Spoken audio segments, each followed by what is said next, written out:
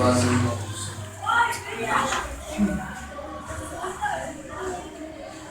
Antes de eu comentar o livro de Gálatas aqui, eu vou comentar o livro de Neemias, o livro de Esdras.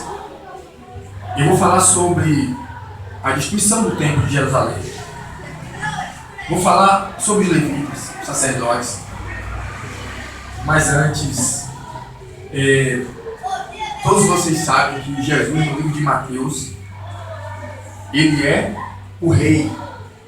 Vocês sabem que Jesus, no livro de Marcos, é o servo dos servos. E vocês sabem que Jesus, no livro de Lucas, é o Filho de Deus. Mas no livro de João, Jesus é Deus. Amém? Amém. Que a gente nunca se esqueça que Jesus é Deus. Ele é o nosso Deus. Deus da nossa salvação. O livro de Gálatas foi escrito pelo apóstolo Paulo. E ele foi um dos primeiros. Mas, como o apóstolo Paulo escreveu as suas cartas, e quando os historiadores, os estudiosos foram juntar esses livros, eles não sabiam exatamente qual a ordem. Então eles pegaram, como está na nossa Bíblia hoje, e colocaram pela ordem do livro que tem maior capítulos. Se vocês observarem, os livros que Paulo escreveu, o último dele é próximo, é antes de Hebreus, é o livro de Filemon, é o menor. E o maior é Romanos, que é o primeiro, logo em seguida o livro de Atos. O apóstolo Paulo escreve para o povo, os Gálatas, que não eram só, eram 3 cidades: Icônio, Listra e Derbe. E isso está narrado no livro de Atos, no capítulo 13 e no 14, quando eles vão na primeira viagem missionária e ali eles pregam para essas pessoas. E o povo de Gálatas, eles viviam numa região onde as pessoas cultuavam Deus na natureza. E eles eram pessoas que facilmente mudavam de opiniões, gostavam de coisas novas. Era só uma coisa nova aparecer que eles corriam atrás daquilo ali, sem questionar, sem... Quando o apóstolo Paulo fala para eles sobre a graça e a lei, confronta eles e mostra para eles que nós vivemos pela graça e pela fé, ele questiona os Gálatas e chama eles de insensatos, não como alguém que quisesse criticar eles, quisesse abater eles, mas como um pai. E ele falou: vocês são insensatos. Como vocês receberam pela fé algo, pela graça algo, e agora vocês facilmente são enganados e querem voltar a viver como se fosse por lei, por uma coisa que é impossível. Porque a lei era impossível alguém cumprir a lei. É impossível cumprir a lei. Ninguém consegue cumprir a lei. Porque Cristo, a vida que nós temos é a vida de Cristo. A vida que nós temos, a vida eterna que Cristo nos deu, é a vida dele. Ninguém tem essa vida, só ele. Ele é a vida eterna. E quando Paulo escreve para eles, Paulo queria dizer: olha, vocês vivem pela fé, pela graça em Cristo. O livro de Gálatas fala também sobre o Espírito Santo de uma forma maravilhosa, porque ele fala do Espírito Santo como fruto. Ele fala do fruto do Espírito. Ele fala: se vocês andarem no Espírito, jamais cumprireis as concupiscências da carne. Aí ele diz quais são essas obras, as obras da carne e o fruto do Espírito. O fruto do Espírito Santo está justamente no livro de Gálatas. Por causa justamente disso, eles gostavam de coisas novas. E o apóstolo Paulo se dedicou a escrever para eles, e foi também um dos primeiros livros a ser escrito, primeiras cartas ali, para que eles dessem valor ao Espírito Santo. O Espírito Santo, ele revela o Pai e o Filho. Ele nos convence do pecado, da justiça e do juízo. O Espírito Santo é a promessa do Pai no livro de Joel. No livro de Atos, logo no início, fala que o Pai prometeu. O Espírito Santo é o outro. Jesus disse, é necessário que eu vá para que o outro venha. O Espírito Santo, ele está aqui e ele habita dentro daquele que crê. E ele é o nosso guia. Ele é o nosso orientador. Ele é a nossa fortaleza, o Espírito Santo. O Espírito Santo é a pessoa que, quando nós falamos com o Pai e com o Filho, esse calor, essa alegria, essa satisfação, esse prazer, esse gozo que a gente tem, é Ele que gera dentro de nós. Claro que a gente sabe que é o Pai e o Filho também. Mas eu quero dizer para vocês assim que, quando Ele escreve, Ele quer deixar claro, olha, vocês devem ter essa compreensão do Espírito Santo. A gente precisa entender que o Espírito Santo em nós, ele quebra em nós aquelas coisas que tem no mundo. É bem provável que muitos cristãos sejam budistas dentro da igreja e sejam de religiões orientais, mesmo sem saber. Pessoas podem ainda ser católicas dentro da igreja que eu falo, a igreja de Cristo, a igreja de Jesus mesmo, podem ser católicos ali, a forma de ser. Isso não estou falando pela roupa, eu não estou falando da forma como fala mesmo, mas eu digo o caráter. O livro de Gálatas, as pessoas estavam sendo perturbadas ali, confundidas por alguns, e estava confundindo a doutrina, a pureza da doutrina e a pureza da conduta daqueles servos ali de Deus, estavam sendo maculados. Porque a lei, estavam tentando colocar a lei ali. Eles achavam, os judeus, de qualquer forma, quando estavam se convertendo, que deveria ser aplicado a lei ali. Agora, eu preciso voltar lá para o Gênesis, para mostrar uma coisa para vocês. O texto que eu li primeiro aqui, Gálatas 2:20, é um texto que Deus mudou a minha vida. Porque eu já fiquei 3 anos, mais do que 3 anos, indo para um lugar e eu não sabia por que Deus me levava para ali. Era um lugar escuro, era um lugar no mato, e eu ficava dentro do mato, próximo de um local onde tinha um tanque de esgoto, e eu fiquei ali mais de 3 anos indo para ali, e às vezes eu ia para ali, voltava para cá, Deus volte de novo. Tudo porque Deus queria que eu entendesse a sua palavra. Eu não li o Velho Testamento muito, só li o mais novo. E eu passei nesse tempo todo estudando isso. E eu ficava estudando a palavra de Deus ali, ficava meditando. E ficava sozinho no lugar e ficava dizendo assim: eu estou sozinho aqui, Deus. E eu tenho medo que alguém me mate aqui nesse lugar, alguém faça alguma coisa contra mim. E todos esses anos que eu fiquei ali, nenhuma vez ninguém tocou em mim. E veio com arma, com faca, nada. E quando a primeira vez eu fui para esse lugar, eu estava quase me afastando do Evangelho. E aí quando eu sentei no lugar e eu fiquei pensando na minha vida. Tudo que eu passei, meu pai, minha mãe, toda a vida da gente ali, aquele sofrimento.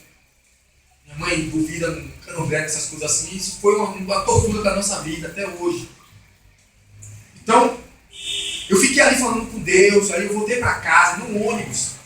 No horário que eu vim, então, dentro do lugar onde eu estava, as pessoas que estavam entrando no ônibus eram pessoas da igreja do Caminho das Árvores, daquela igreja. E as pessoas estavam entrando e elas iam conversando de Deus, e eu quieto, e uma pessoa disse assim: porque eu não vivo mais eu, mas Cristo vive em mim. Quando ela falou aquilo, dentro de mim, eu morri. Eu apaguei assim. E Deus, quando eu desci do ônibus, Deus falou: eu quero que você desça essa rua aqui. E eu disse assim: como eu estou ouvindo essa voz aqui? É uma coisa dentro de mim, forte, falando para mim: vá lá. Rapaz, não vá para casa não, vá. Aí eu fui descer no lugar. E nisso Deus mandava eu ir de noite, eu ia de madrugada, um lugar escuro, era dentro do mato. As pessoas apareciam com arma, com espingarda, com faca no lugar, fazendo o que aqui? E eu Não, eu estou aqui lendo a Bíblia. Você está lendo a Bíblia? Estou. É aqui minha Bíblia aqui, essa Bíblia aqui. E aí as pessoas ficavam meio assim, desconfiadas de mim. No livro de Gênesis, no capítulo 49, uma coisa interessante aconteceu com o povo de Deus com relação à vinda do Senhor Jesus. Gênesis capítulo 49, Jacó vai orar pelos seus filhos. Jacó tinha 12 filhos, que nós conhecemos como as tribos, não é isso? As 12 tribos. 49, versículo 10. Gênesis 49, versículo 10. O cetro não se arredará de Judá, nem o bastão de entre seus pés, até que venha Siló. O cetro não se arredará de Judá, nem o bastão de entre seus pés, até que venha Siló. E ele obedecerão os povos. E a ele obedecerão os povos. E a ele obedecerão os povos. Todos os estudiosos da Bíblia acreditam que Siló aqui é Messias. E o bastão é que todos os filhos de Jacó, todas as tribos tinham o seu bastão tribal. Todos eles tinham um bastão mesmo. Eu não sei se eles estavam imitando Arão com um cajado, alguma coisa assim. Mas eles tinham um bastão, algo que representava a tribo, aquilo dava poder à tribo. E o Senhor diz, o cetro não se arredará até que venha, né? O cetro não se arredará de Judá, nem o bastão de entre seus pés, até que venha Siló. Quando Siló viesse, esse bastão iria desaparecer. E de fato, o bastão da tribo de Judá desapareceu em um tempo da história da Bíblia. Ele desapareceu. Isso aqui é um sinal que quando Siló viesse, tivesse de carne e osso, vocês sabem que Siló é Jesus, o Messias. Quando ele estivesse aqui, o bastão não estaria mais. Todos os judeus acreditavam que quando o Messias viesse, seria um homem como Davi de guerra, ia vencer os povos, ia tirar o domínio dos romanos ou do que povo que tivesse naquele tempo, e eles poderiam reinar. Começaria ali o tempo da restauração de Israel. Mas isso não aconteceu. Porque a primeira vinda de Cristo, Isaías diz que ele vai sofrer como um homem sofredor, como um cordeiro. E o povo pensava que ele ia vir como um leão, como alguém poderoso. A segunda vinda dele é essa. É o que eles pensavam que era a primeira. E quando Jesus veio, as pessoas não estavam seguindo ele e não estavam acreditando nele. Alguns sim estavam seguindo ali. Por isso que o texto diz, ele veio para que os seus não o receberam, mas todos quanto receberam se tornaram, né? Aí o texto vai dizendo, vai se tornar filhos de Deus. Quando eles perdem a autoridade deles, Deus também está dizendo para eles uma coisa nesse período. Porque vocês sabem, agora eu vou entrar sobre o tempo agora. Vocês sabem que a tribo de Judá é a tribo do rei. É a tribo do levita? Qual é a tribo do levita? A tribo do levita qual é? A tribo do sacerdote, a tribo do Levi. É quem? Qual é o nome do filho de Jacó? Levi. Da tribo de Levi, que veio os sacerdotes, os levitas. Mas da tribo de Judá vem o rei. Jesus tem duas genealogias. Uma é a genealogia do rei e a outra genealogia do levita. Quem é descendente do rei e quem é descendente do levita? Maria é descendente do rei. José é descendente dos levitas. Mas Maria é a mulher. Por isso que o texto lá, eu não vou abrir no lugar, mas o texto vai dizer assim: Jesus, que nasceu de Maria, filho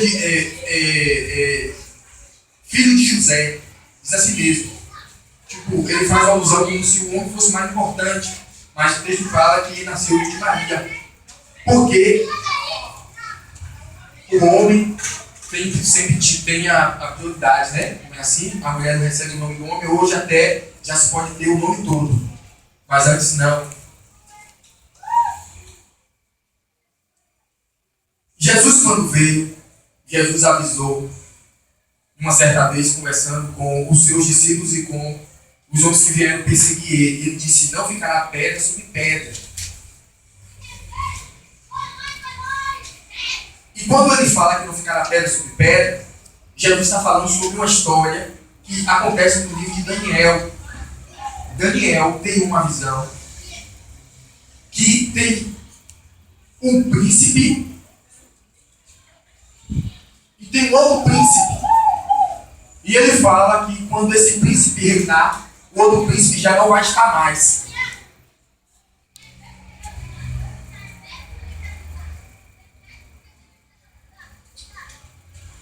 Um dia o Senhor mandou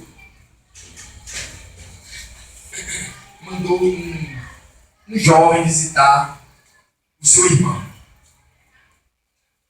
E quando ele chega para conversar, esse jovem, ele era um copeiro de um rei.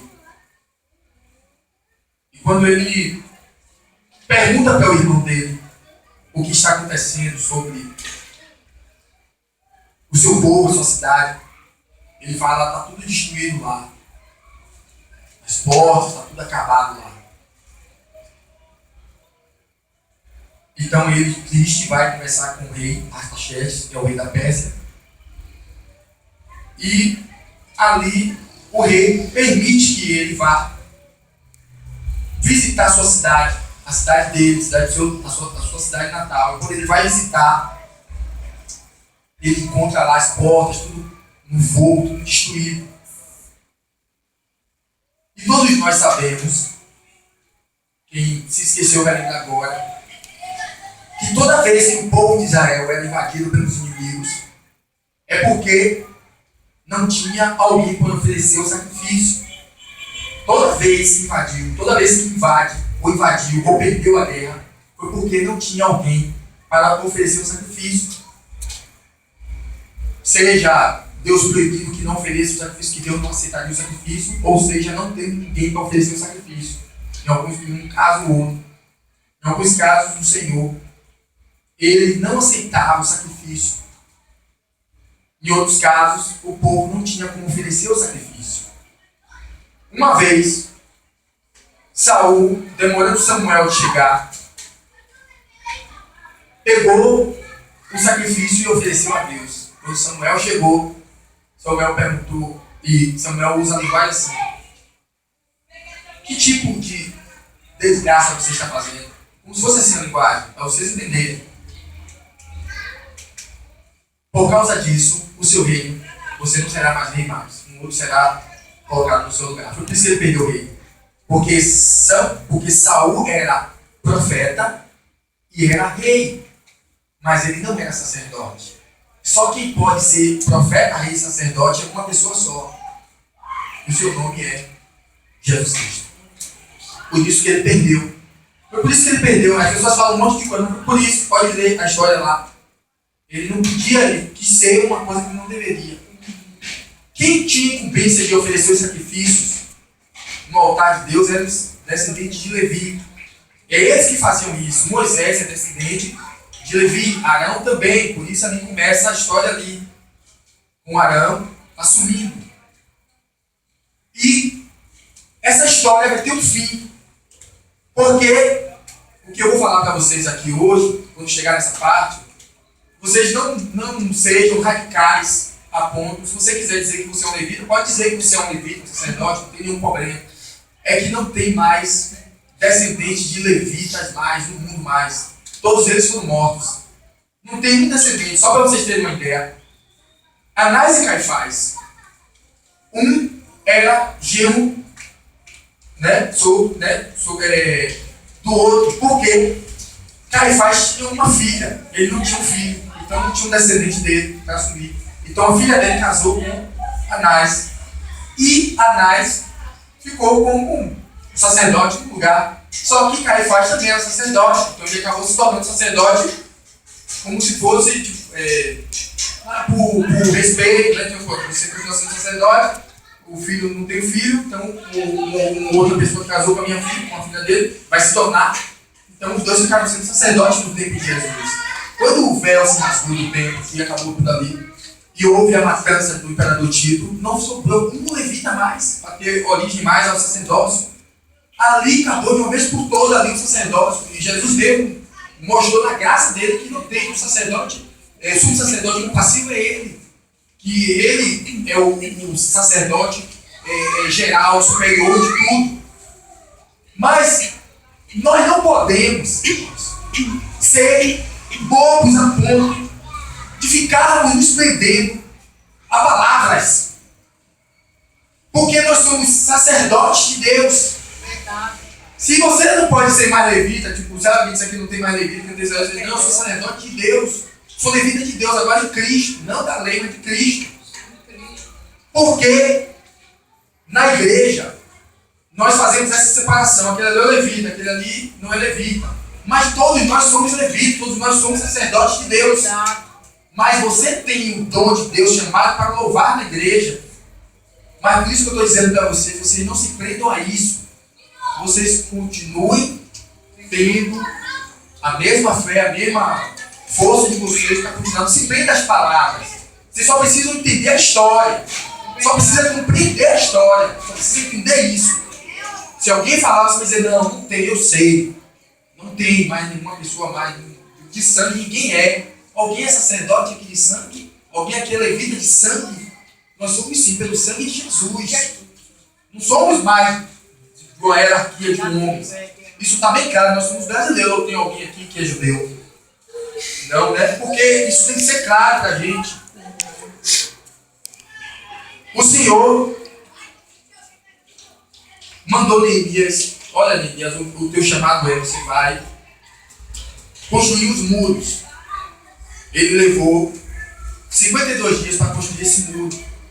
E ele tinha uns adversários, Sanbalat, Tobias e o Arábio Gesem. E ali eles ficavam perseguindo ele, dizendo que o povo não teria capacidade. E julgava eles pelo número deles e pela força que eles tinham ali. Mas eles continuaram perseverantes ali. Nenhuma vez Neemias ele abaixou a cabeça. Todas as vezes que Neemias foi confrontado, ele orou.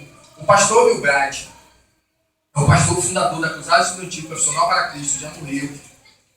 Que tem aquele filme Jesus, ele que criou essa, Deus o chamou para isso.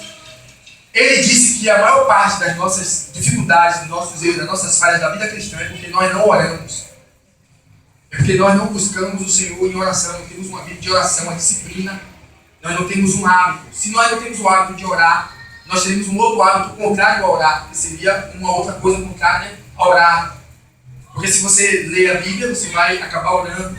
Mas o hábito de buscar o Senhor, de ter uma disciplina com Deus, esse hábito, ele pode ser trocado por uma outra coisa. Então a maior parte das falhas é assim, eu fico falhando em áreas da minha vida. Tem áreas da minha vida que eu sempre estou falhando, é porque eu não estou orando como deveria. Não tem nada a ver com totalmente você, ou com alguém, ou com Deus. Praticamente, se você vai botar culpa, bote a culpa em você. Como o pastor Júlio fala, o problema está em mim, o problema está em nós. Nós somos o templo do Espírito Santo. O templo que o Senhor mandou construir, ele foi destruído 3 vezes. E depois de lá, ele não foi construído mais. O templo de Jerusalém, no dia de pedra do Tito, não foi mais reconstruído. Sabe que lá, em cima da construção, existe uma mesquita, chamada Mesquita de Omar. E nessa mesquita, os muçulmanos que dominam ela. E lá de um pouco, perto do muro da lamentação, ficam os judeus lá até hoje, naquele muro ali. Buscando, falando com Deus ali. Deus não pode ouvir mais ele dessa forma. Porque ninguém pode ir ao Pai senão pelo Filho. E eles estão ali pensando. O sinal que Jesus deixou, de quando ele estaria aqui na terra, para o povo acreditar que ele veio em carne e osso de sangue, o povo não percebeu. Mas o Senhor deixou vários sinais para que eles pudessem compreender que Jesus viria na sua primeira vinda. Primeiro ele deixou uma mulher ficar profetizando chamada Ana. Depois ele usou um sacerdote para que o sacerdote, depois que visse o filho dele ali, vocês sabem que o nome de Jesus, o nome Jesus, só foi dado no 7º dia. Vocês sabem disso, né? Pode ler lá no texto, você vai ver que é no 7º dia que o nome de Jesus é dado a ele. O nome de Jesus é um nome humano.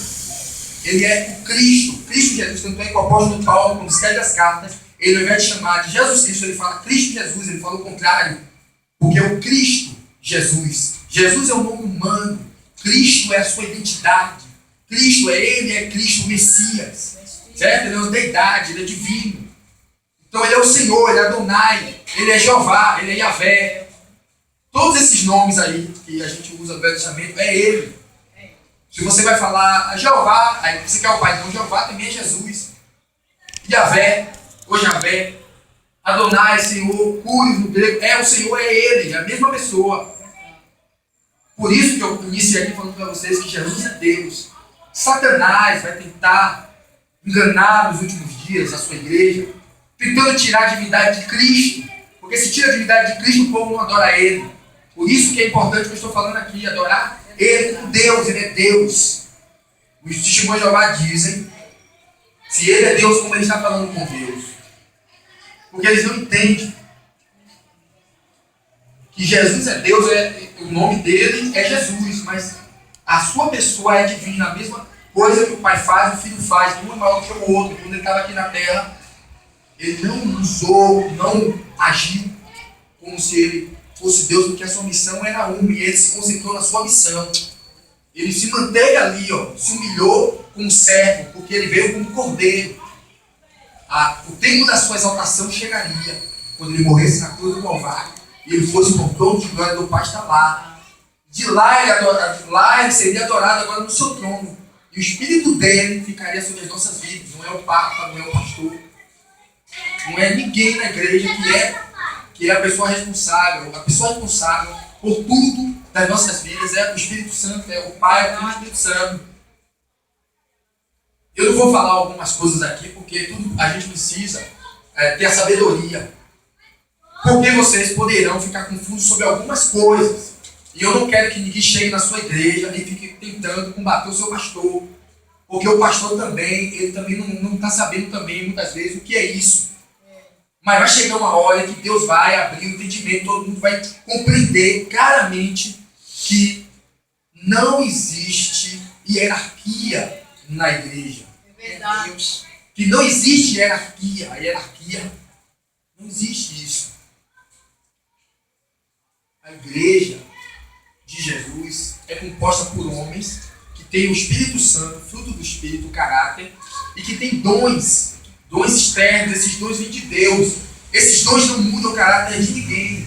Por isso eu posso chegar aqui e ter o dom de pregar a palavra e falar um monte de coisas, mas se verdadeiramente eu não for o que eu estou sendo aqui, Jesus sabe que eu não sou.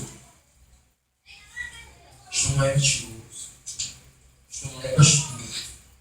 Isto não é enganador, é lascivo, é impuro. Está entendendo?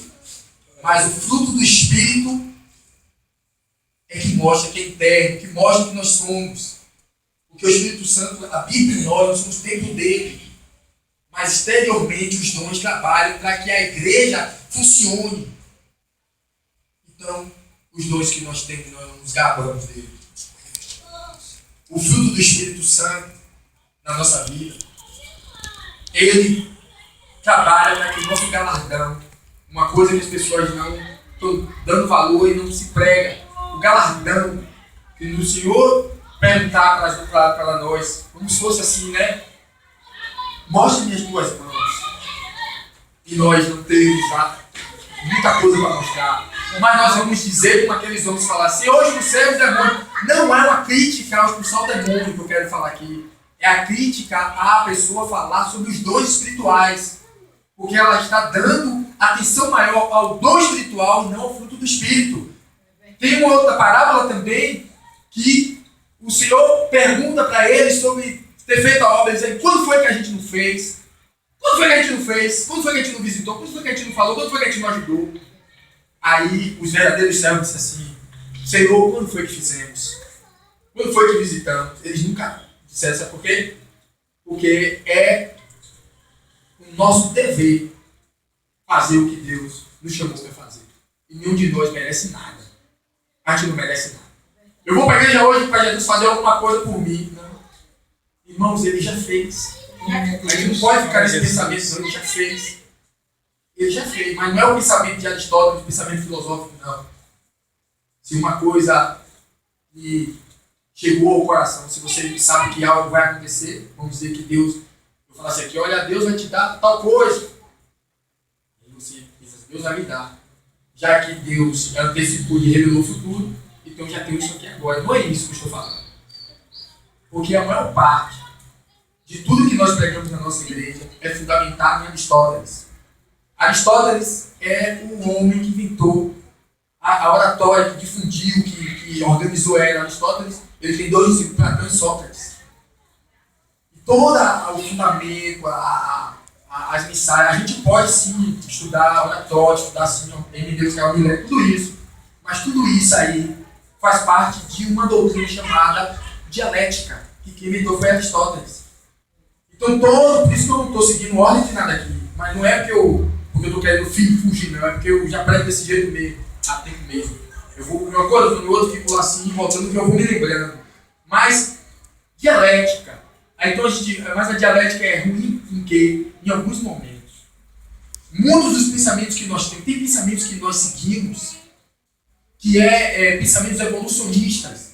E nós falamos como se fosse um pensamento normal da igreja. Só que a gente não percebe por que Santo Agostinho e outras pessoas filósofas, outros cristãos do tempo antigo, alguns deles seguiam alguns ensinamentos dos filósofos. Algumas coisas da filosofia eles pegaram e organizaram e ficaram, mas não tiraram totalmente tudo. É o que o apóstolo Paulo estava dizendo para os Gálatas, que estava sendo ferido a doutrina ali, a pureza da doutrina. Se a doutrina ela começa a ser minada, ele fala que tem um fermento que está entrando ali. E se isso começa a acontecer, o evangelho não pode ser passado. Infelizmente, eu estou aqui falando para vocês, mas eu sei que todo dia eu descubro uma coisa, e eu digo, meu Deus, todo dia eu descubro uma coisa, que é um fermento, e agora a gente vai ficar tirando tudo. Aí Deus me deu uma mensagem, uma palavra lá no livro de Amós, que quando o povo vai até o Senhor para oferecer sacrifício, o povo estava próximo, e foi oferecer sacrifício a Deus. Deus falou, eu não quero. Porque vocês, quando se ajuntam porque vocês gostam. Vocês não se reúnem para mim porque vocês me amam, porque vocês gostam. Aí eu falei, Jesus, como isso? Mas a gente não tem que se reunir porque a gente gosta. Mas aí a gente tem que ver toda a história ali. Aí você vai para a história para saber o que foi que aconteceu. Por que aquilo estava acontecendo ali? Porque Salomão construiu o templo. E depois Salomão teve um filho chamado Roboão.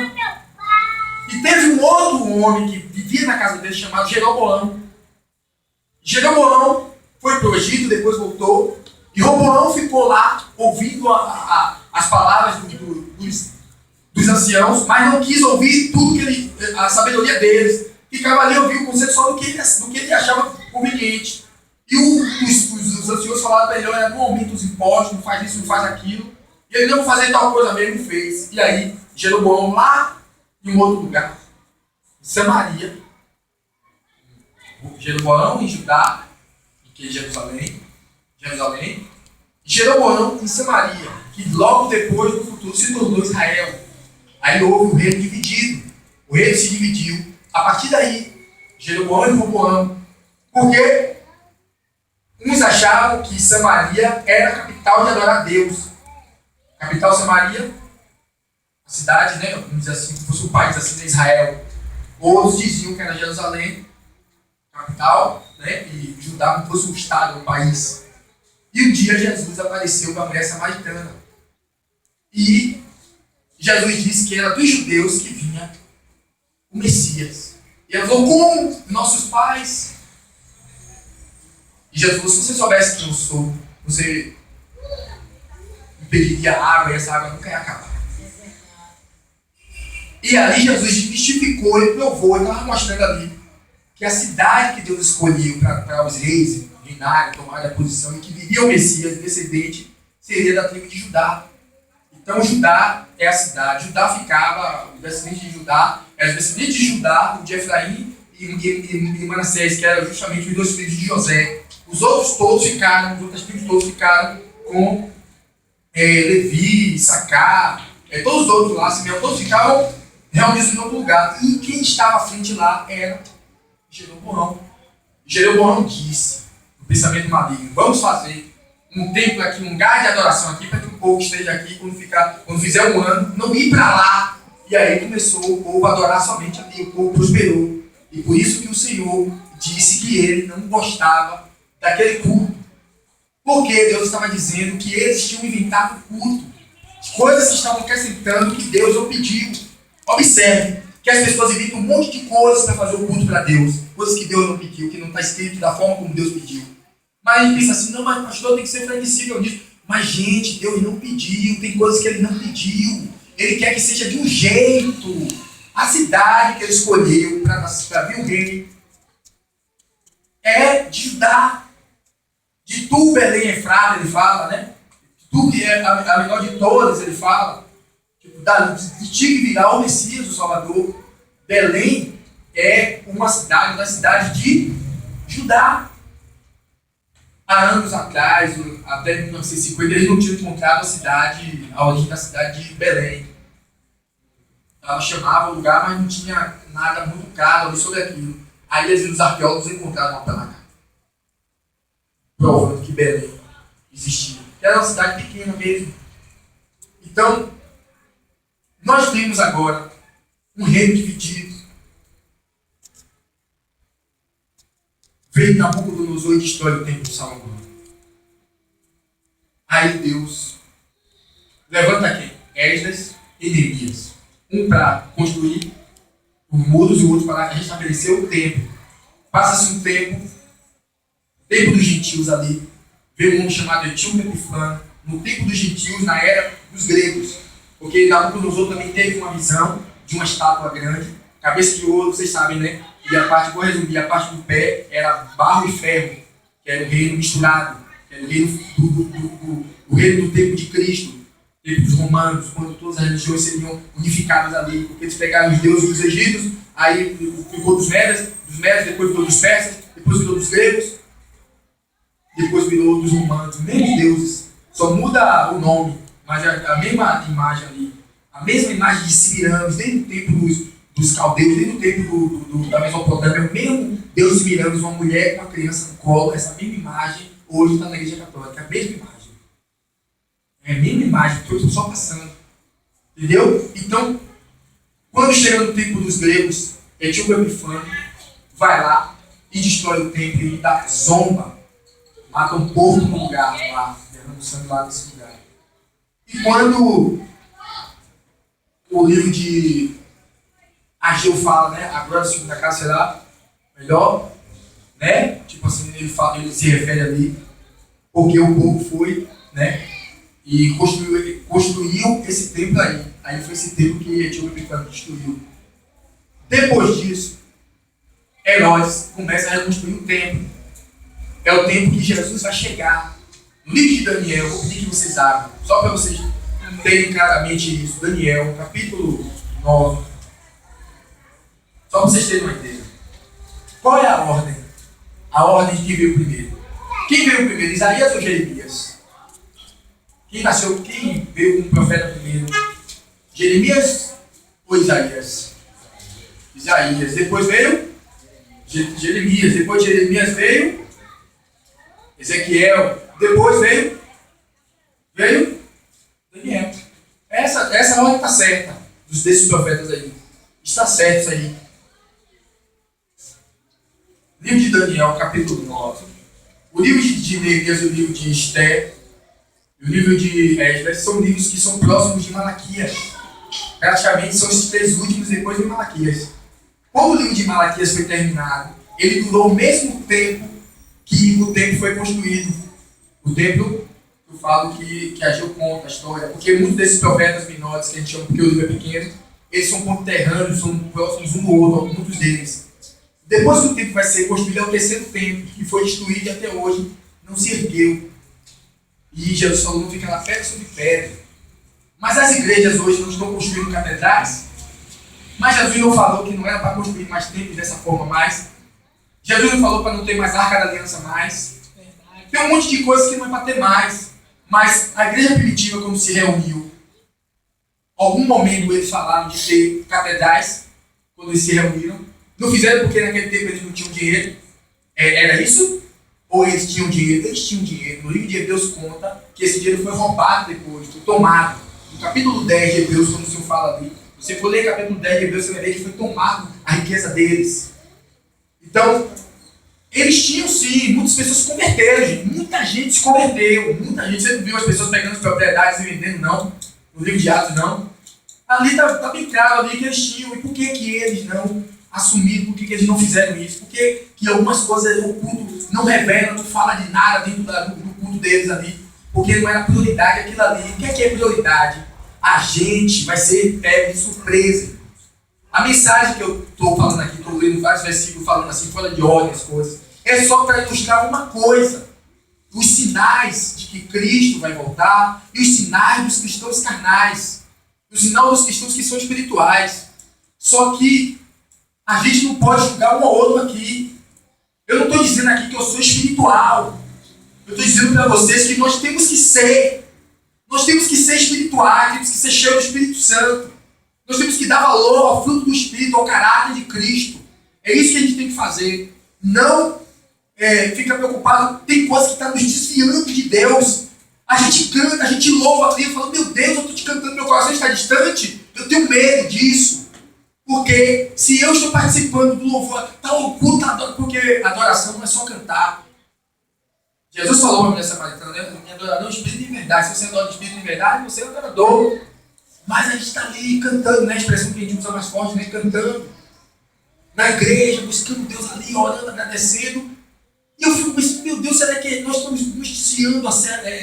Lá na igreja nós tínhamos uma coluna, 2 colunas, que quando a gente comprou o púlpito veio 2 colunas. Aí eu li na Bíblia assim, só olhando para aqueles monumentos, para que serve aquilo ali, meu Deus? Quando eu fui ver lá no Velho Testamento, porque a Bíblia toda, irmão, ela não é anulada não, somente quando se refere à idolatria. Entendeu? É só a lei que o Senhor Jesus deu um novo significado para ela. Jesus não mudou nada não, ele deu uma interpretação certa. Jesus ensinou como era o sentido da lei. A lei era só temporária até um tempo, até ele vir a plenitude de tudo. Era temporária, mas as palavras todas que o Senhor deixou servem de orientação para a nossa vida. E o povo oferecia e colocava colunas. Aí eu falei, Deus, coluna, essas colunas. Será que coluna do templo? Será que não era para botar coluna? Não, as colunas do templo é coluna para sustentar a casa assim. Ah, não, aquelas colunas que eles colocavam coisas em cima. Nas nossas casas nós temos. Entendeu? Eu não disse para você jogar fora da sua casa. Mas na igreja que não pode ter. Aí eu falei, meu Deus, porque na igreja, na sua casa você coloca como enfeite ali. Mas na igreja Deus toma como afronta, como uma idolatria aquilo ali. Como se você estivesse colocando um objeto que os pagãos inventaram dentro da igreja. Então eu falei, meu Deus. Aí eu vou conversar com o pastor André, o pastor André postou um dicionário lá, tinha 7 significados sobre coluna lá no livro grego, da etimológico lá. Eu peguei, certo, então tá errado. Então tem um monte de coisas como nós estamos cantando, como nós estamos adorando, coisas que a gente tem que prestar atenção, gente. Gente, olha, ame o seu pastor, ame sua esposa, ame o seu marido, ame seus filhos. Mas lembre-se, gente, a salvação nossa, além de ser individual, ela é pessoal. Nós amamos a Deus, Deus está em primeiro lugar na nossa vida. Nós precisamos lutar para a gente sair dessas coisas, desse sistema que já entrou dentro da igreja. Nós vimos a igreja lá de Séria, a igreja morre, a igreja que não tem um elogio. Quero que de mim compre ouro refinado por isso pelos teus olhos. Ele fala, né? Porque tu não sabes que é um servo pobre, no desgraçado e miserável, ou infeliz no lugar de miserável e infeliz. Aí ele fala, esse estou a porta e bato. Para a igreja, se alguém ouvir a minha voz, eu encarecerei com ele comigo. CA é a comunhão. Porque ele falou, o Senhor Jesus falou, se nós não tivermos comunhão com os outros, o Senhor Jesus purificará todo pecado. Então a gente precisa estar alerta para isso. Não. Eu ouvi um cantor falando de Ele disse assim, mesmo que o nosso casamento não seja um casamento bom, mesmo que o nosso trabalho, a nossa empresa, o nosso dinheiro, tudo que você tem não seja uma coisa boa, o que tem que ser bom na nossa vida é a nossa comunhão com Cristo.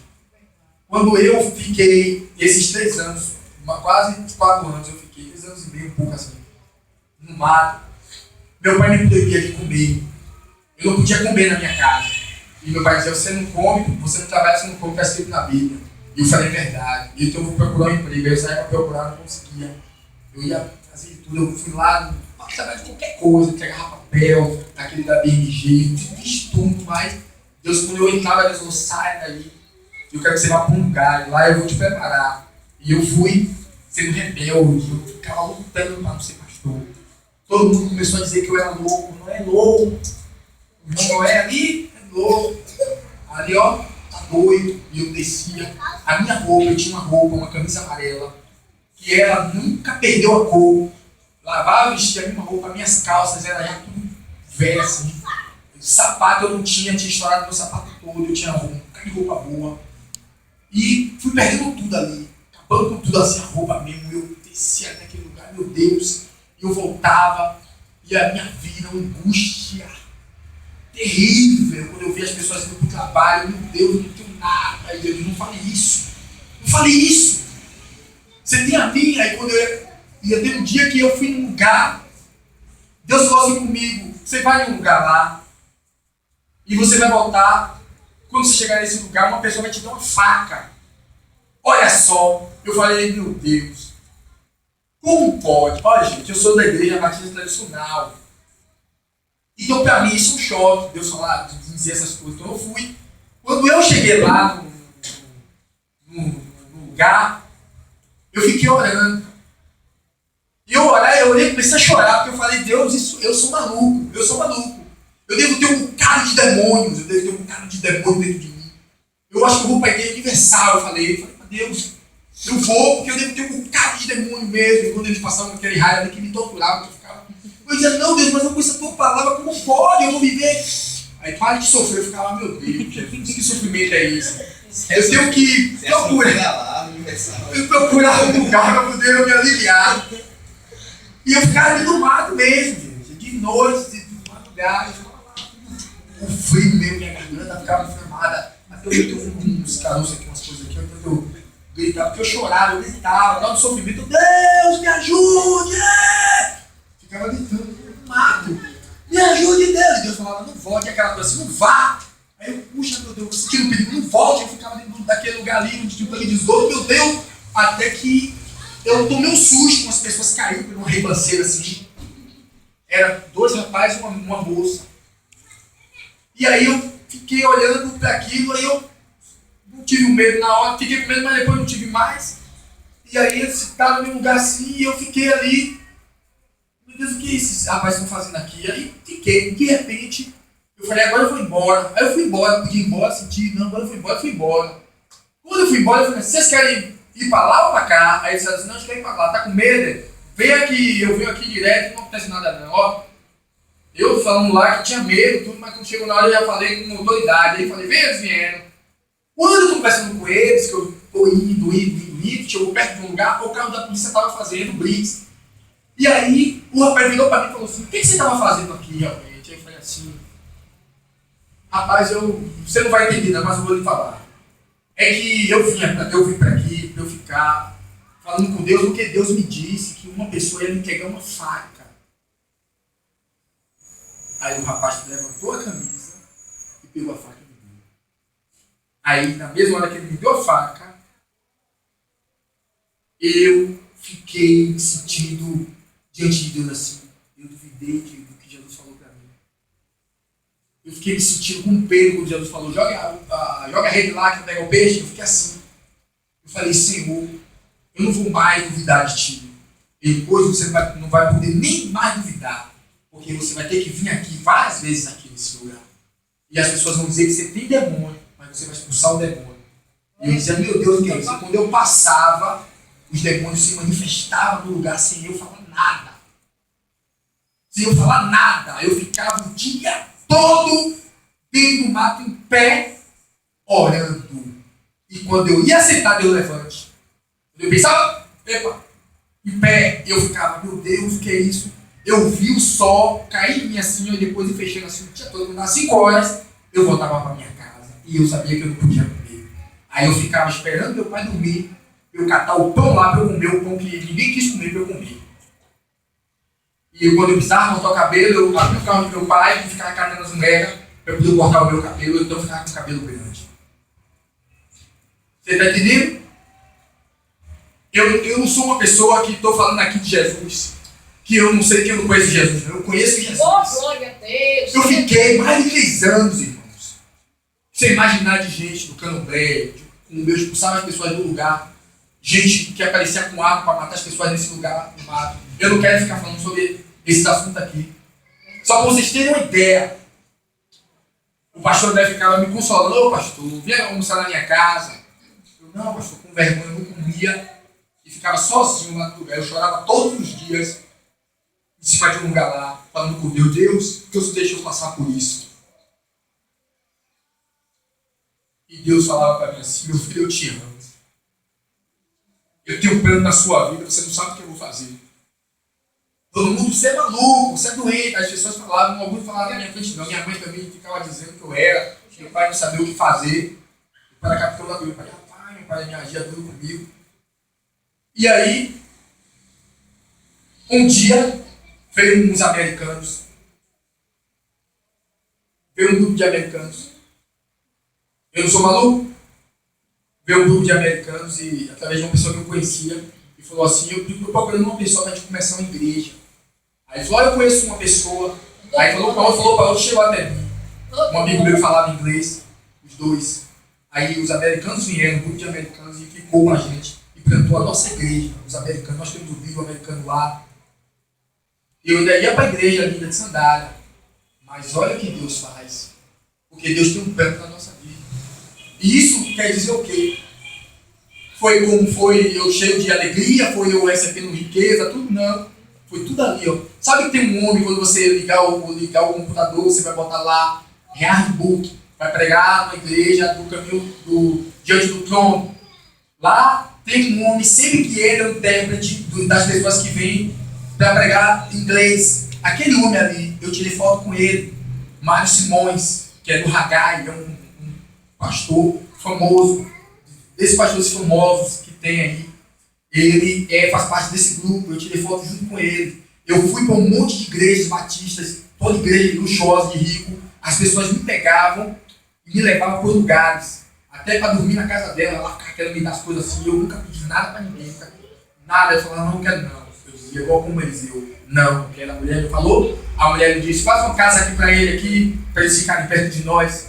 Para ele oferecer ficar perto de nós. Lá embaixo o homem falou, eu estou te dando um terreno aqui para você construir a sua casa aqui. E eu não quis. Então Deus, ele escolhe a nossa vida para fazer o que ele quer. Toda essa força que nós temos, eu aguentei, você aguenta. Tudo que Deus está falando que você aguenta, essa força vem do Espírito Santo na sua vida. Amém, glória a Deus. O caráter de Cristo, quando você deixa Cristo encher a sua vida do amor dele, da alegria dele, que é o fruto da paciência, da gentileza, da bondade, da fidelidade, da humildade, da mansidão. Jesus falou, aprendei de mim que sou manso, humilde de coração, e não quero descanso para as vossas almas. Manso, seja manso. Deixe o fruto do Espírito dominar a sua vida. No livro de Daniel, no capítulo 9, o Senhor fala de um rei e de um outro rei. É um sinal, só para eu concluir aqui. É um sinal. No capítulo 24, no versículo 24, versículo 9, Daniel, capítulo 9, versículo 24. 70 semanas estão determinadas sobre o teu povo e sobre a tua santa cidade, para fazer cessar a transgressão, para dar fim aos pecados, para expiar a iniquidade, para trazer a justiça eterna, para selar a visão e a profecia, e para ungir o santo dos santos. Sabe e entende, desde a saída da ordem, essa saída da ordem aqui, é o que Xerxes fez com Neemias. Ele deu um decreto a Neemias, tanto é que você vai ler o livro de Neemias, você vai ver que está lá, claro. Não é o de Esdras, é o de Neemias. Deus começou ali, com os muros. quando ele quis começar a restaurar Israel para ser as semanas de Daniel, para as semanas serem contadas, ela começa com Neemias. No capítulo 2, Neemias que começa ali com a construção do muro. De lá, de Neemias até Cristo nascer, crescer, pregar e montar o jumento em cada cidade e morrer na cruz. As semanas de Daniel estão dentro desse prazo das 70 semanas de Daniel. Só que não é as 70 semanas de Daniel completa, porque nós não temos 70 semanas completas ainda. Nós temos 69 semanas de Daniel que já se completaram. E sabe quantos anos fazem isso? Há mais de 2.000 anos atrás. Quando Cristo morreu na cruz ali. A data certinha, eu tenho uma data, isso é numerologia, cálculo matemático, da data do decreto de Neemias até a data que Jesus morre na cruz. É exato, perfeito. No dia 3 de março, que é do calendário, judaico, o calendário de Deus é diferente do nosso. Eu não vou ter como explicar isso aqui, mas eu tenho esse estudo aqui. Que quem quiser, só é falar com o pastor Jader, que não paga nada, só é vocês, eu não sei quantas folhas tem aqui, provavelmente tem as 6 ou 7 folhas aqui, é o número de... Eu posso te dar isso aqui, certo? Estou te dando aqui, para o pessoal tirar cheque isso aqui. Aí vocês têm aí o número, a data, para vocês verem toda a história, todo o escopo da mensagem, para vocês verem que Jesus, ele, quando veio, deu um sinal para a gente. E quando ele volta, e agora que ele vai voltar, que é a segunda vinda de Cristo, ele deixou os sinais também. Mas antes de eu falar, só para eu resumir essa parte final dos sinais, que eu vou falar rápido, essa parte aqui, ó, de Daniel, ele fala, sabe, entende, desde a saída da ordem para restaurar e para edificar Jerusalém, até, restaurar e edificar aqui em Jerusalém. Neemias foi lá fazer isso, até ao ungido, que é o Messias, ao príncipe, 7 semanas e 72 semanas, 7 semanas e depois 62 semanas. Então 7 semanas aí é 49, seria 49 anos, porque 7 para os judeus mesmo, aquele anos, como profecia. Então 7 vezes 7, 49, foi o tempo que Esdras e Neemias, junto o muro e o templo, construiu, levou 49 anos. Para construir o muro, levantar o muro, foram 52 dias. Mas juntos, 52 dias ali, com o tempo de Esdras, que eles trabalhavam juntos, levou-se 49 anos. Então são 7 semanas aqui. Só faltam 62. Essas 62 se cumprem. A partir dali, você vai calcular, aí explicando, calcula dali até o dia que Jesus morre na cruz. É o dia certinho exato ali, ó. Sabe? Da sua vitória, da ressurreição. É certinho ali a data. E a partir dali, a última semana, que é 67 mais 62, dá quanto? 69. As 70 semanas de Daniel vai se cumprir faltando uma semana. Essa uma semana, no livro de Apocalipse, fala que ela está dividida em duas partes. 65 dias, 66 dias, não é isso? 1260 dias parece, que é 3 anos e meio. Várias vezes aparece bem claro que tem um tempo, 2 tempos e metade de um tempo, que ele fala que vai ser dividido em essa última semana.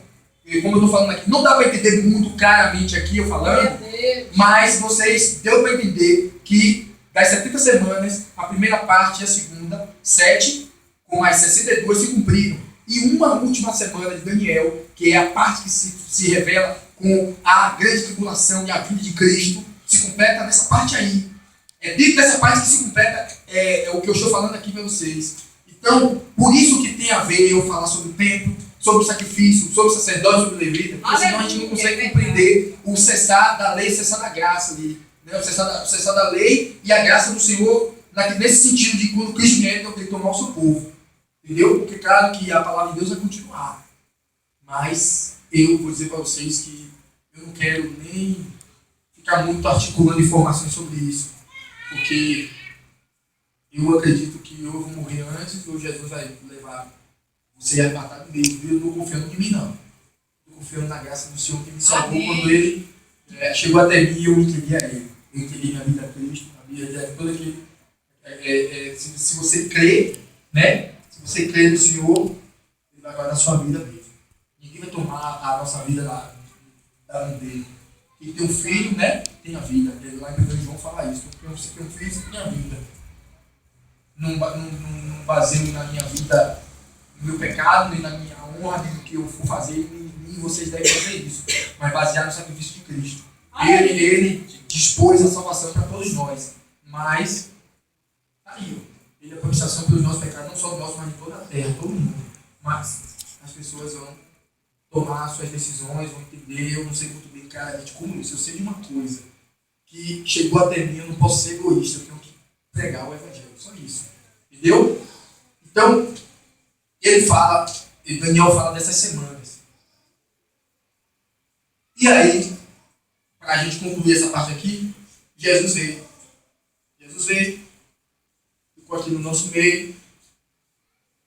Os judeus viram, as pessoas viram. O bastão de Judá sumiu, o cetro. Vocês lembram que Jesus muitas vezes foi repreendido pelos judeus? E os judeus, na hora de levar Jesus para ser crucificado, para tentar matar Jesus, os judeus não podiam matar Jesus? Por que eles iam matar Jesus? Deixou os romanos matarem. Obviamente porque os romanos eram o dono de tudo ali, neles que dominavam, tinha que ter autorização deles, né? Então, tudo isso aí é o plano de Deus. O tempo que Jesus veio é o tempo da plenitude, a plenitude dos tempos, para que, ao ser morto, ele não ser morto por mão dos judeus ali. Os judeus poderiam matar eles, mas os judeus, aqueles de Judá, não podiam tirar a vida dele. Sabe por quê? Porque eles não tinham um bastão. O bastão que dava autoridade, eles podiam castigar, eles podiam expulsar do templo, mas não podiam tirar a vida dele. Então, os romanos foram e fizeram isso. E aí, quando Jesus morreu na cruz ali, ele ressuscitou, ele deixou um espaço de tempo para o povo entender. Quando eu estiver aqui, o bastão não vai estar. Já foi levado. E quando eu não estiver aqui, é porque o templo já foi destruído. E o templo foi destruído e o povo não percebeu. Ou a profecia falhou do templo, né, que o templo ia ser destruído e o Messias não estaria. A passagem que fala isso está aqui, ó. Depois das 72 semanas, ó, será morto ungido. E já não estará. Tá vendo? Ele será morto e não já estará. E não estará. E o povo de um príncipe era tido. Porque como é que você quer tido? Vamos ver aqui. O povo de um príncipe que há de vir destruirá a cidade e o santuário, e o seu fim será num dilúvio. E até o fim haverá guerra. Desolações são determinadas. Jesus falou no capítulo 24 que ia ter guerra, rumores de guerra, todas essas coisas. Então ele estava dizendo aqui que quando Jesus já não estivesse aqui mais, o templo seria destruído pelo imperador Tito. Isso foi 3 anos depois da morte do apóstolo Paulo. Talvez 3, talvez 5, da data do apóstolo Paulo ser morto. O templo nem tinha sido construído direito. E ele já foi lá e destruiu. Jesus falou, não ficar na pedra sobre pedra. E aí o povo pegava a pedra, as pedras, e levava para casa, porque a pedra estava recheada de ouro. E por isso não fica pedra sobre pedra. Todo mundo pegava as pedras e levava, foi levando. E não ficou uma pedra sobre pedra ali. Por isso, quem ia deixar, até a gente ia chegar lá e pegar uma pedra aqui também, aqui, recheada de ouro aqui. Ela não foi pegar só ficou lá o que Jesus tinha falado. Então, o povo deveria entender, rapaz, o Messias, ele não está. O Messias já deveria ter vindo, porque o bastão sumiu e o santuário foi destruído. E o Messias não veio. E os judeus acreditam dessa forma, que ele não veio. E nós sabemos que Jesus, sentado no seu trono de glória, o Espírito dele habita sobre nossas vidas. Certo? Então, na conclusão dessa mensagem aqui, a gente precisa ter temor ao galardão. A gente precisa ter temor. Quando eu conversar com o pastor Jade, eu vou explicar ao pastor Jade. Era uma das coisas que eu ia falar aqui, mas eu sabia que ia demorar mesmo. Sobre o milênio mesmo, a gente sabe pouca coisa. Mas há certos tipos de pessoas que não vão poder participar do milênio. Pessoas cristãos mesmo, dedicados, não vão poder. Devido a uma coisa que eles cometeram na vida deles. eles vão ser impossibilitados de entrar, porque as bodas do Cordeiro é o milênio, e só vai poder entrar lá quem é a noiva, né? A noiva é o festa de um casamento. Então eu dei uma pista de alguma coisa, mas eu não vou falar, vou deixar aqui o pastor Jade, a gente vai conversar sobre isso aí, porque as pessoas estão se separando hoje. Os cristãos estão se separando. Então, muitos estão dizendo assim, eu estou me separando porque houve adultério, porque houve aquilo, mas a gente sabe, né, que o texto não é dessa forma, o texto. Não é por causa do adultério. Jesus falou que ou não case, seja solteiro, se casar, fique para sempre. Se for cristão, fique para sempre, porque no dia das bodas vai ter uma surpresa. Entendeu? Essas partes da Bíblia, a gente só consegue ficar entendendo se a gente ficar lendo muito, você fica lendo, pegando tudo, não é pegar isolado, mas pegando todas as histórias para você entender ali claramente isso. Irmão, se você está casado, cuide da sua esposa. Esposa, cuide do seu esposo. E não deixe minar, e lembre-se. Tem que perdoar mesmo. Não tem jeito. Tem que cuidar, porque se deixar minar e depois de traição, um amigo meu falou assim, mas está traindo, está fazendo coisa, ela traiu, enganou, ele perdoou, depois ela traiu de novo. Foi uma moça, ela traiu 2 vezes. E aí ele não quis mais. E realmente para trair deve ser doloroso, muito doloroso. Né? Imagina quando o namorado está ali, coisa, imagina quando está casado, né? Saber que um outro homem se deitou com a sua própria mulher, imagina 2 vezes, né? Então para ele foi doloroso demais, então ele já se casou com outra pessoa já. Então, ele, contudo, será salvo. Porém, algumas coisas vão ser retiradas da nossa vida, justamente por nós não sermos observadores da palavra do Senhor como se deve. Eu sei que muita coisa eu falhei, muita coisa eu errei, que Deus me perdoou. Mas eu sei que o tempo como cristão, 16 anos na igreja, eu sei que tem coisas que eu não posso voltar atrás mais. Não poderia ser de outro jeito, mas não foi. Eu tenho que agora, nessa vida agora, olhar para frente e tentar fazer o melhor com o tempo que eu tenho. Amém, glória a Deus. A gente sabe, a gente pegar e aproveitar o tempo que a gente tem agora para dar o melhor para a gente. Porque tudo isso, imagine, você viveu a sua vida toda, 10 anos na igreja, né? Vamos dizer assim, a pessoa faleceu depois, mas ela viveu na igreja, alguém reclamou com ela, o pastor falou, a pessoa falou, ela se dignou ali, mas depois ela, não vou sair, não vou me afastar de Jesus, eu vou continuar aqui, eu vou perdoar. Ela sempre tendo pensamentos altruístas, sempre tendo pensamentos belos, bonitos, né? Não, eu vou mais Jesus, olhar para a direita, olhar para frente mesmo, ali, sempre tomando a decisão mesmo ali. Aí Billy Graham disse, né? Que a vida da gente, depois que a gente vai falhando assim, ela não é mais igual. Sabe? Porque nós fomos perdoados, nosso pecado do passado foi perdoado, mas a nossa vida começou na igreja com Jesus ali, contados os pecados ali. Então, a nossa vida com Deus, ela pode se tornar uma vida maravilhosa, só depende da gente hoje, agora, fazer essa diferença. Fica atento aos sinais. Jesus falou guerra, fome, peste, enfermidade. Vocês veem aí o que as pessoas fazem. O evangelho sendo pregado de uma forma fraca, né? Distorcida também. Né? O evangelho não tem aquela força mais que deveria. Tudo isso, ali, alguns servos de Deus, algumas pessoas na igreja, ficam ali se dedicando mesmo para carregar nas costas os outros ali. E a gente tem que fazer a nossa parte. Se temos que ser praticantes da palavra, aplicar a palavra no nosso coração, na vida mesmo ali. E se o que a gente falhou, se você falhou, irmão, não é para ficar culpado não, porque se você for diante de Deus com um sentimento de culpa, você está errando diante de Deus, porque Ele já perdoou os nossos pecados já. A gente tem que confessar para receber a culpa, porque o perdão já foi dado já, para nós que somos já crentes, entendeu? Você já é crente, já tem o perdão já de Deus na sua vida, Ele perdoou a gente no passado e a gente no futuro. Mas quando você confessa o pecado, é justamente para quê? Para você receber, para Deus tirar a culpa de você, só isso. E quando eu pego, quando você pega, confesso logo. E se eu não confessar, o Espírito Santo se apaga. E quando eu pego, o Espírito Santo se entristece. E quando eu me recuso a não confessar o pecado, o Espírito Santo se apaga. Olha o segredo. Pecou, confesse. Por quê? Porque se você não pedir perdão, você vai pecar de novo. Porque Ele nos chamou para a gente pedir perdão. Eu peguei aqui agora, estou me sentindo culpado, né? Estou me sentindo envergonhado, né? Lute com o seu sentimento.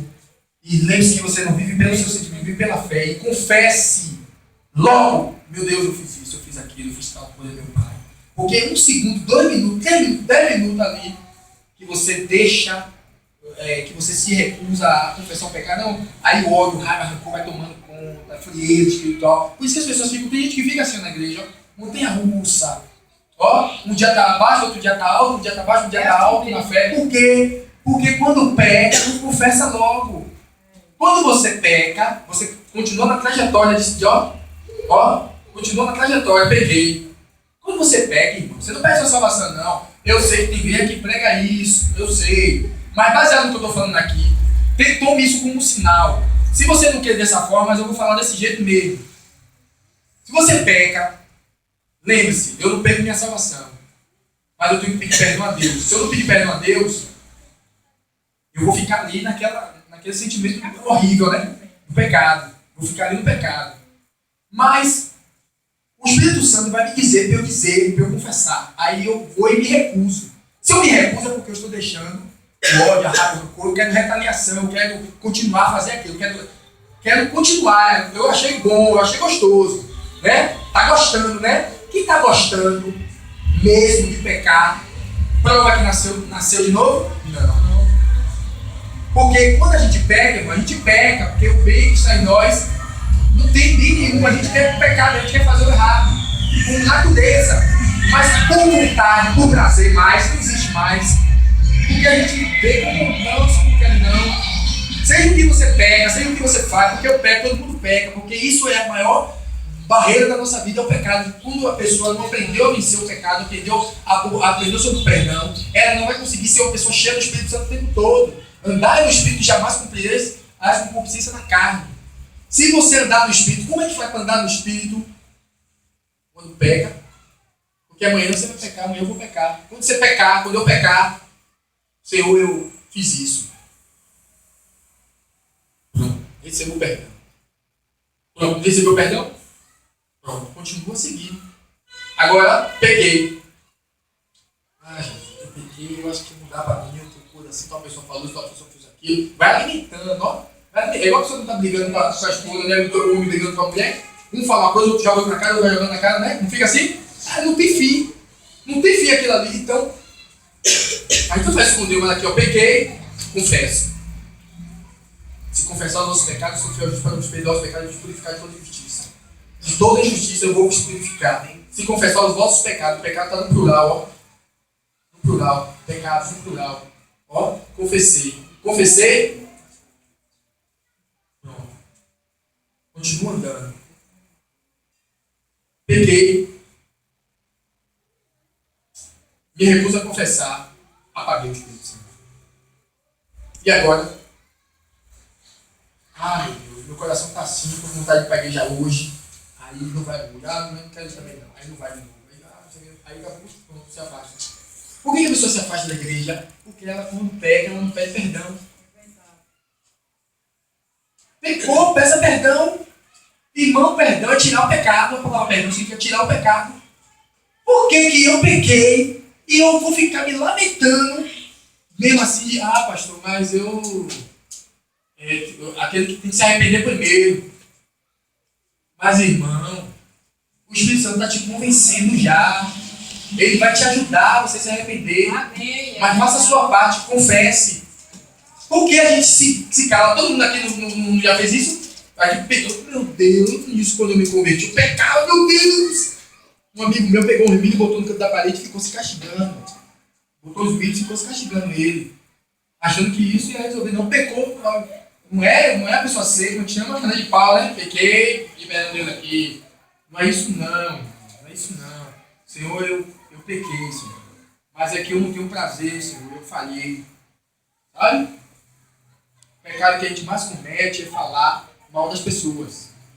Dez mandamentos. Esse é o que a gente mais comete. Falar. Se alguém está falando mal de alguém, você se liga ali, você está falando mal.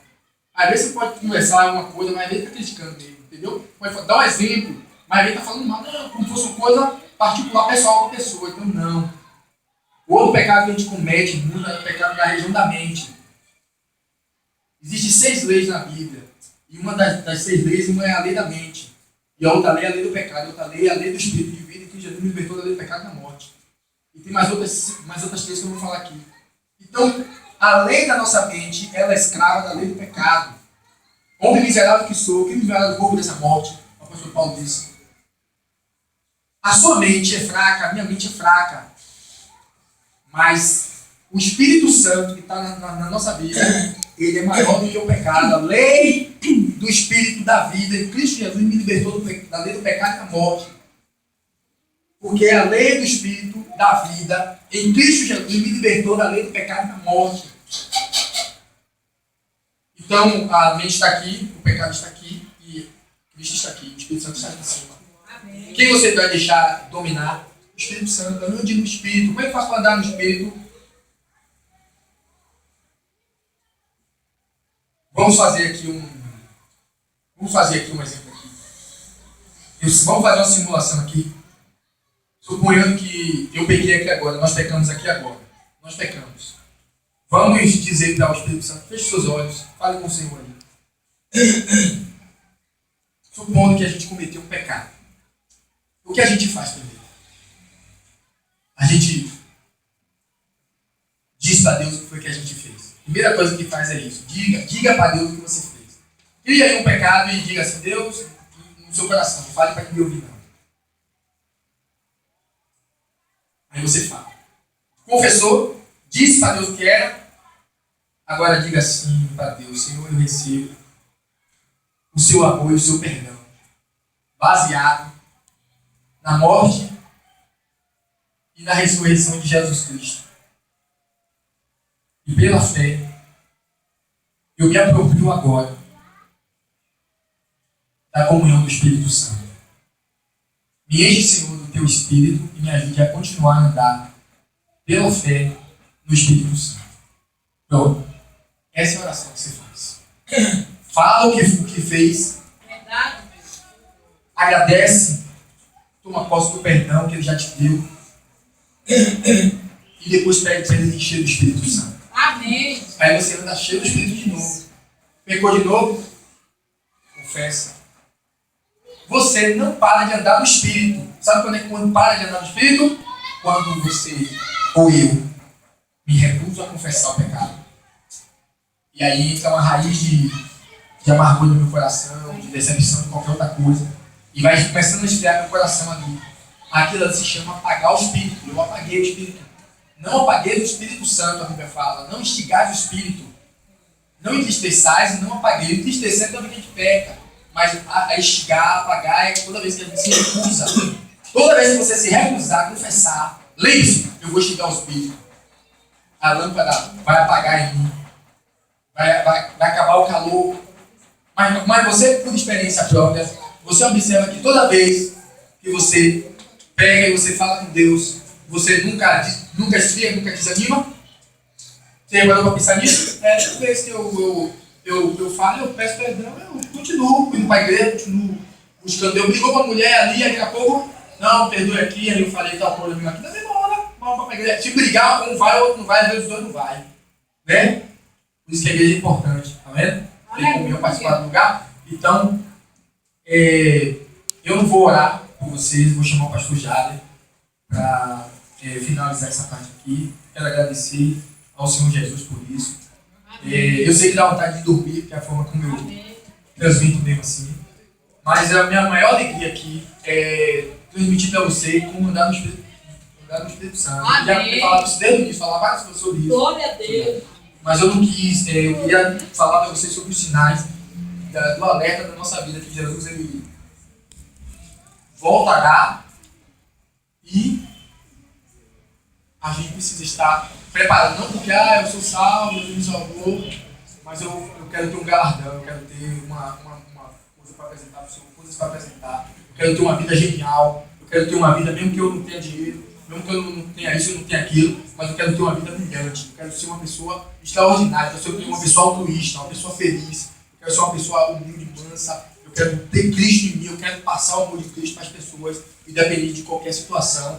Pensar altruísta como Neemias, foi perseguido, mas Neemias dividiu tudo que ele tinha. Pode ver, o melhor governador que teve da história, se a gente tivesse um governador do Bahia, esse Wellington Dias, o Brasil seria uma bênção. Amém? Deus abençoe. Glória a Deus. Amém, irmãos, vamos orar. Não aplauda não, porque eu sempre ensino aqui na igreja.